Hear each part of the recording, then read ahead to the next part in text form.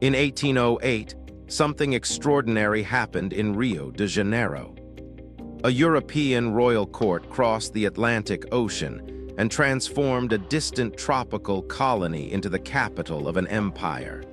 Overnight, a colonial port on the edge of South America became the political center of the Portuguese world.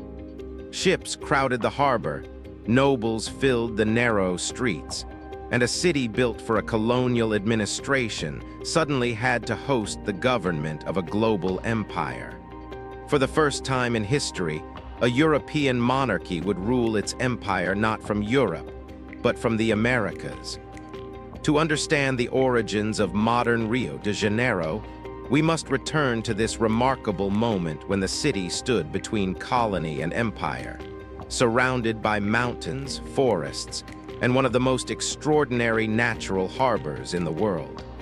At the beginning of the 19th century, Rio de Janeiro was already the most important port in Portuguese America. The city stood along the edge of Guanabara Bay, a vast and protected body of water that offered one of the safest and most beautiful natural harbors in the Atlantic world. Ships approaching the city passed through a narrow entrance between rocky headlands before entering calm waters surrounded by towering mountains. Sailors arriving from Europe often described the first sight of the bay with awe. Granite peaks rose sharply from the sea, covered in dense tropical forests. Among them stood the mountain that would later become famous as Sugarloaf, rising dramatically above the entrance of the harbor. Few cities in the world possessed a natural setting as spectacular as Rio de Janeiro. Along the edge of this magnificent bay, the colonial city slowly expanded. Rio was built on a narrow stretch of land between steep hills and the sea. The terrain shaped the layout of the city, creating narrow streets that twisted through the landscape and climbed gradually up the slopes. Most buildings were constructed from stone and lime, with red tile roofs and wooden balconies that extended over the streets below. Houses were tightly packed together, creating shaded corridors where merchants, sailors, artisans, and residents moved constantly through the busy urban center. At the heart of the city were important squares that organized daily life. One of the most significant was the Largo do Carmo, a central space surrounded by religious buildings and administrative offices. Nearby stood the Paço Real, the royal palace that served as the residence of colonial governors and would soon become the seat of imperial authority. The square itself was often filled with people conducting business, exchanging news, or gathering for religious celebrations that were an essential part of life in Portuguese colonial society. Churches dominated the skyline of Rio de Janeiro. Catholicism was deeply embedded in every layer of the colony, and religious institutions shaped both spiritual and civic life. The Church of Nossa Senhora do Carmo stood prominently near the royal palace, while the monastery of São Bento rose above the harbor on a nearby hill. From its terraces, monks could see ships entering Guanabara Bay and watch the daily activity of the port below. Church bells rang throughout the day, marking hours of prayer and structuring the rhythm of life in the colonial capital. By the year 1808, Rio de Janeiro had a population of roughly 60,000 inhabitants, making it one of the largest cities in the Americas. Yet the city was far from socially uniform. Its population reflected the vast networks of the Atlantic world. Portuguese officials and merchants lived alongside African slaves, freed Africans, indigenous peoples, sailors, soldiers, artisans, and traders from many regions of the empire. The streets were filled with a mixture of languages, accents, and cultures. Markets displayed goods from distant places, while daily life unfolded in the busy movement between homes, churches, docks, and commercial squares. The port of Rio de Janeiro was the true engine of the city's economy.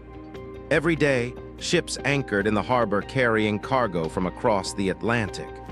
Sugar from coastal plantations, gold from the mines of Minas Gerais, tobacco, hides, and precious stones all passed through Rio before being transported to Europe.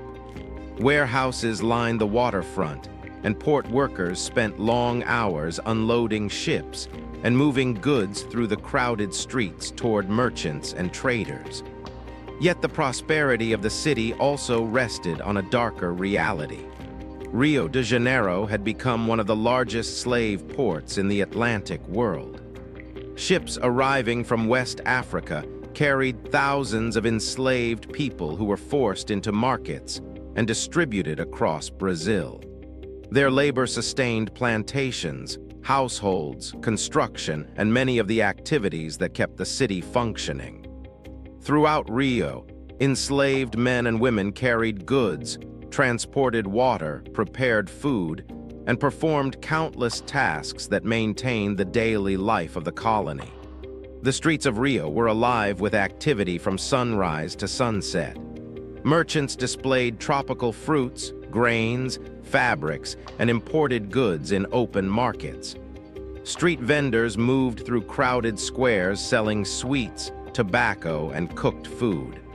Water carriers walked through the city balancing large barrels across their shoulders, delivering fresh water to homes that lacked wells.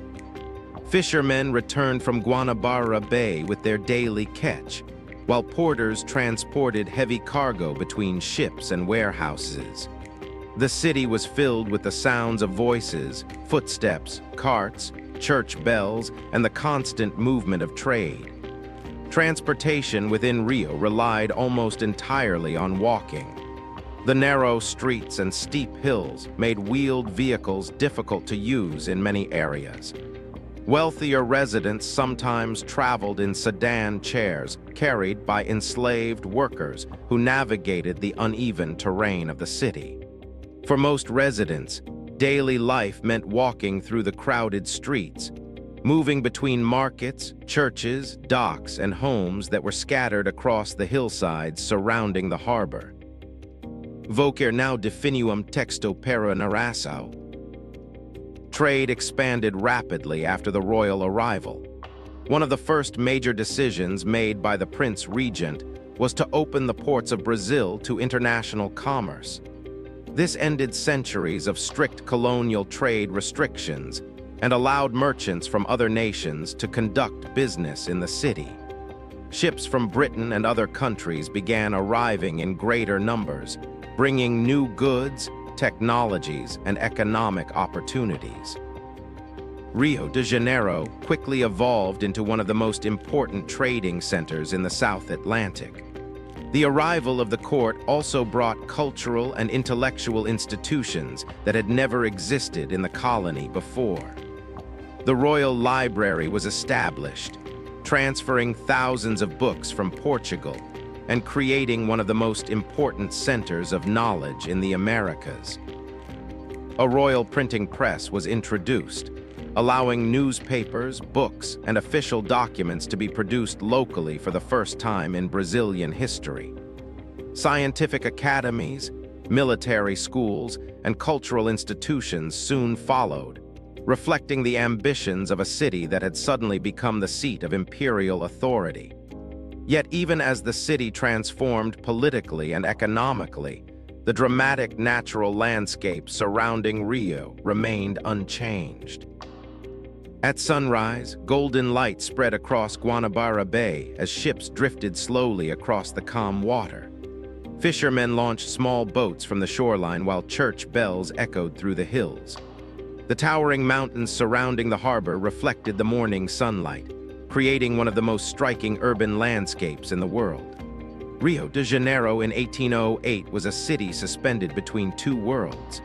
Colonial streets, slave markets, royal palaces, and tropical forests existed side by side. Wooden sailing ships filled the harbor while a European monarchy attempted to govern an empire from the edge of the Atlantic. In that extraordinary moment, when a royal court crossed the ocean and transformed a colony into the center of imperial power. The foundations of modern Rio de Janeiro were being built.